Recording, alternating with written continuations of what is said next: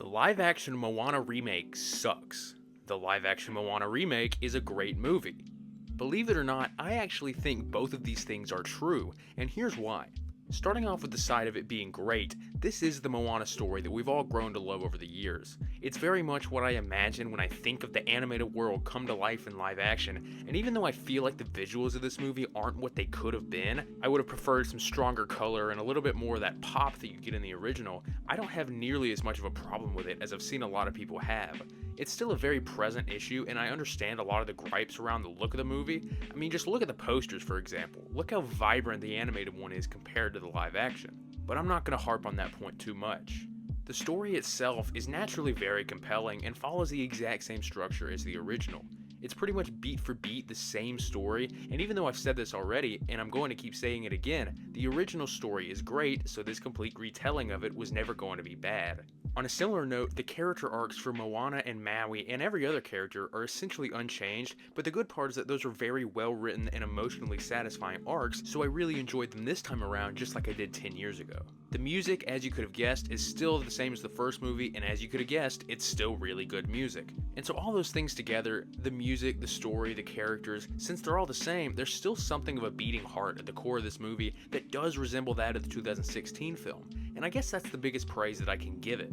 As for the performances, Catherine Lagaaya, or to make it easier on me, the actress of Moana, is really good. At least in terms of the cast of the movie, she's easily the standout. John Tui, who plays the chief, is also really good, as well as Jermaine Clement coming back as Tamatoa, but it's really just those three for me. And I guess that is a pretty good transition into the negatives, because for me, everyone else in this movie felt completely stale and wooden as actors. And it's not even that I think they did much wrong, but it felt like they were reading a word-for-word script from the 2016 movie, which is exactly what they were doing. At some point, for people like Dwayne Johnson, who was there for the first film, I don't blame him for not being able to bring the same energy to a character when it's just the reheated version of that character.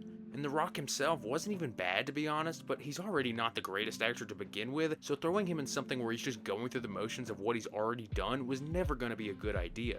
And then just looking at things on a broader scale, my main problem with the film, and the reason that the first thing I said in this video was that it sucks, is that it is so scared to try anything new and risk losing some of the magic that it had, that it ends up keeping itself from capturing any of that magic at all.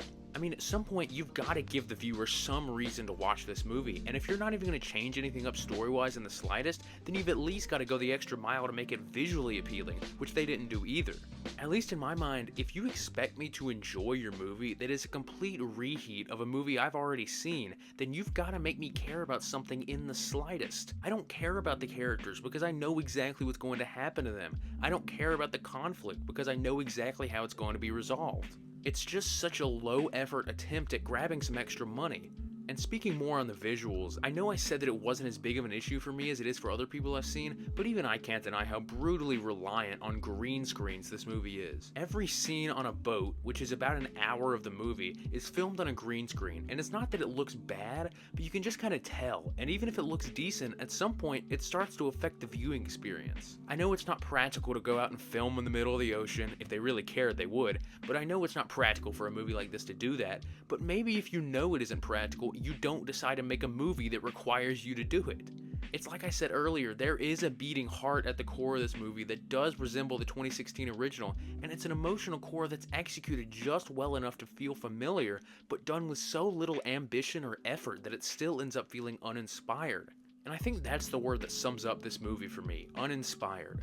I don't just mean that in the sense of, oh, this film didn't try anything new, but I mean it more in the sense of, it put itself in a box that made it to where nobody on the film could be inspired. Now, I can't speak for everyone, obviously. I don't know them, and I don't know how creatively fulfilled they felt while making this movie, but just on the surface, look at the director, Thomas Kail. I'm sure he's a great director. There's nothing I've seen that's told me otherwise, but how much can you really prove your directing skills or show off any talent you have when your number one objective is to get your work to look as close as possible to someone else's? Thomas Kail had nothing to do with the original Moana, so you can't tell me he actually felt that personally connected to the story.